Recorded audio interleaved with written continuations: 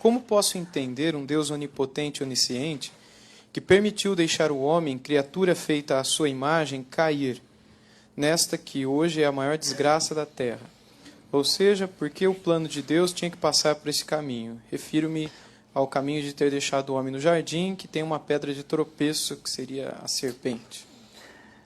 Não existe uma resposta racionalmente completa e fácil para esse tipo de questionamento, que é a questão mais difícil da teologia no contexto da cristandade. O que a gente pode dizer, que possivelmente a melhor resposta, primeiro, que essa realidade do mal não é simplesmente o fato de Deus deixar, mas ela é decorrente da nossa condição de criatura de finitude humana. Deus criou seres pessoais que podiam dizer não para ele. E isso estava debaixo da sua soberania, da sua administração maior. Aparentemente, olhado da perspectiva particular, limitada dentro do tempo, isso é uma tragédia horrível. Mas eu gosto de comparar isso muito a um desenho que uma criança vai fazer e ele risca no papel e ele começa a chorar porque ele queria fazer um gato e de repente saiu um risco esquisito.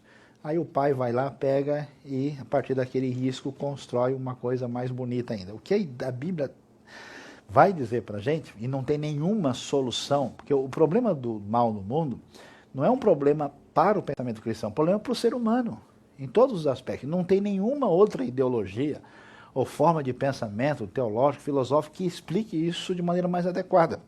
Geralmente eles trabalham com o processo de alienação, fazendo de conta que não vem, ou sofre da síndrome de limão azedo. Fica revoltado com o mundo e entra no processo de desconstrução e não faz nada com relação, fica curtindo a depressão de uma maneira destruidora, rendendo-se ao mal. Só a perspectiva bíblica tem a ideia de tratar o mal com realismo e ao mesmo tempo com a noção de esperança. Dizendo para a gente o seguinte, que apesar do que a gente vê, aquilo que Deus permitiu, que na nossa dimensão limitada a gente vê como mal, na eternidade, na glória, nós veremos como é que Deus produziu uma espécie de tremenda superação do mal de modo incrível. E o mais surpreendente nisso tudo, que para mim é a maior coisa mais espetacular que o cristianismo apresenta, é que a maneira de vencer o mal é rendendo-se a ele.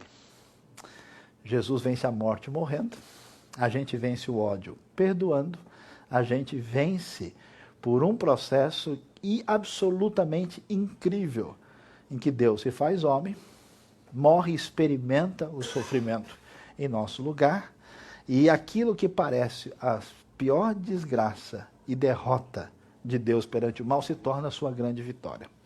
E ninguém consegue aprender, crescer e se desenvolver sem crise, sem sofrimento e sem dor. Aquilo que parece ser o resultado do pecado se torna a grande bênção. Por isso que os discípulos de Jesus, estranhamente, acham que é maravilhoso ser digno de sofrer por causa do Evangelho. A gente tem paralelo disso, né? Uma mãe acha lindo sofrer por causa do seu nenê. As coisas mais sublimes da vida envolvem um sofrimento involuntário em favor daquele que não merece. E essa é a essência do Evangelho de Cristo.